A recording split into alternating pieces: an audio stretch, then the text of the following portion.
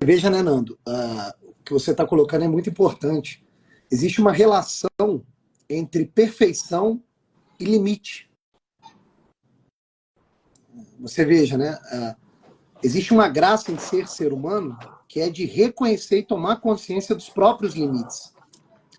E a tomada de consciência do próprio limite já é um primeiro passo em busca da própria perfeição. O que é perfeição, né?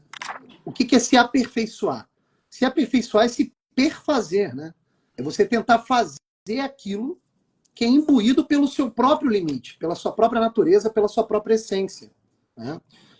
Então, quanto mais eu vislumbro o fato de eu ter um limite, mais eu posso buscar o alcance, aliás, ter ao meu alcance e buscar a minha perfeição, né? Se eu não tenho a noção exata do meu limite, essa perfeição fica distante e passa a ser algo apenas imaginário. E aí, quando a pessoa começa a acreditar que a busca pela sua própria perfeição é aquilo que está na sua imaginação e não a percepção do seu próprio limite, ela passa a regrar a própria vida por algo que não existe. Ela passa a fingir que está vivendo em busca de algo que é inalcançável, né? E aí, nesse sentido, você tem a falseabilidade da própria vida. Você está falseando sua própria vida. Você está vivendo uma vida que não é sua, né? Você veja que o exemplo do Natal é importante porque você tem um evento no Natal que é um evento extraordinário, né? Primeiro, que é a eternidade perfeitíssima, sem limites, tocando o temporal que é limitado, né? Isso aí você tem como uma explicação mais externa do evento. Agora, quando você adentra o evento Natal, você percebe que o negócio é muito mais complicado do que você imaginava.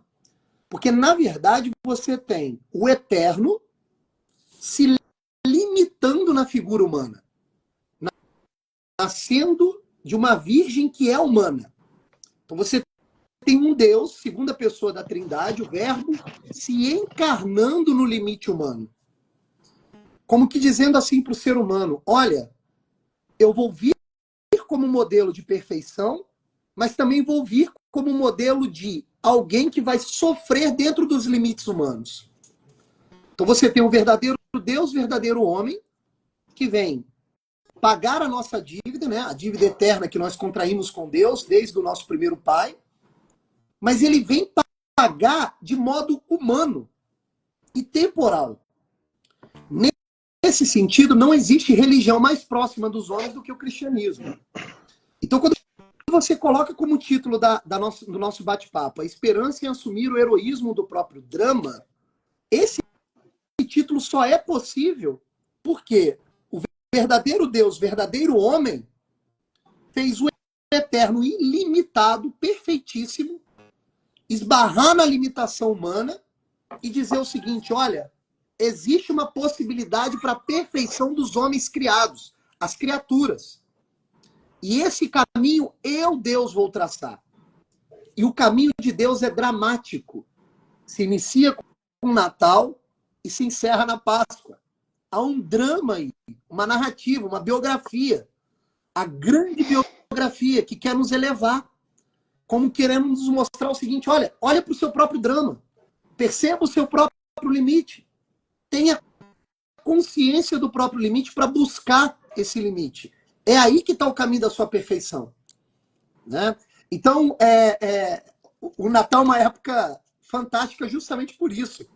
Porque não é apenas um modelo a ser imitado, mas é um modelo de dramaticidade humana. Olhando pelo prisma humano, o eterno tocando o temporal, você vê ali a dramaticidade humana acontecendo, né? O verdadeiro heroísmo de alguém que vai nascer no estábulo. Deus, aquele que vem para ser rei, ele nasce no estábulo. E nenhum ser humano dá uma vaga para ele. Todas as pousadas estão fechadas. O único local para ele nascer é na gruta, junto dos animais. E os animais se dobram ao seu nascimento.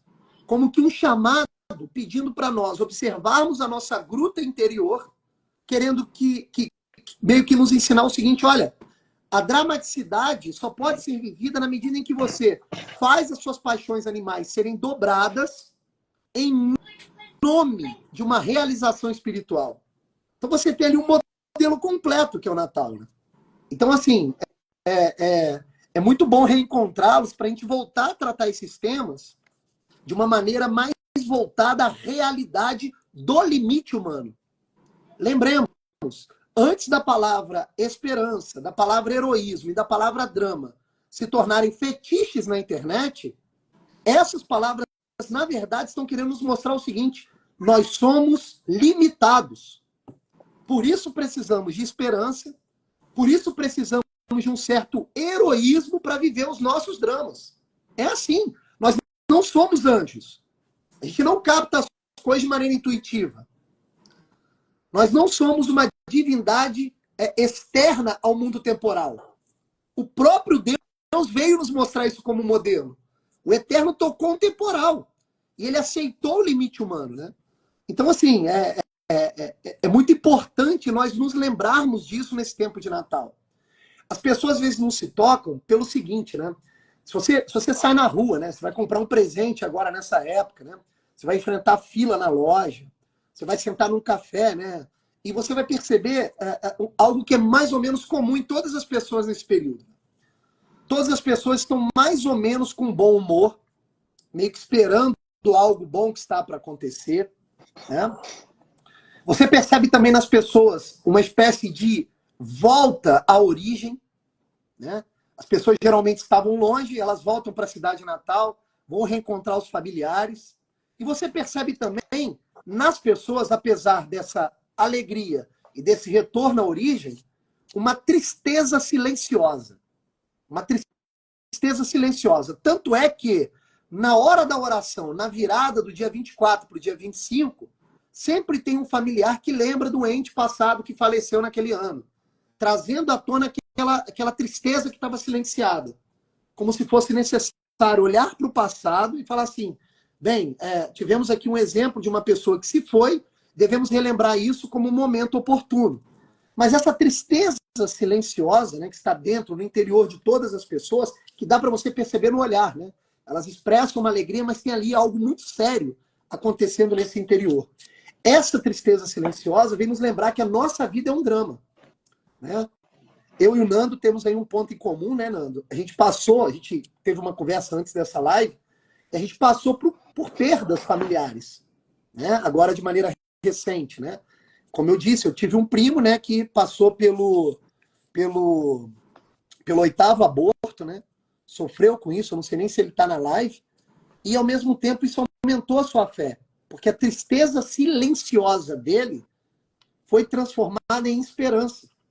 Então, quando a gente diz que a vida humana é um drama, esse drama aí significa uma espécie de aperfeiçoamento que quer transformar as tristezas silenciosas em dramas, em narrativa, em biografia, em vida, né? Existe algo de trágico na vida humana? Existe. Mas viver essa tragédia é que nos faz humanos, né? Porque se não fosse assim, a segunda pessoa da Trindade, o Verbo encarnado, ele entraria no temporal já como rei, como a realeza dos homens, do mundo dos homens. Mas não. Ele escolheu nascer no estábulo, numa gruta, na pobreza, no meio dos animais. No seio de uma virgem, é verdade, mas no meio dos animais. Isso já demonstra que a vida humana é um drama justamente pelo reconhecimento dos limites, né?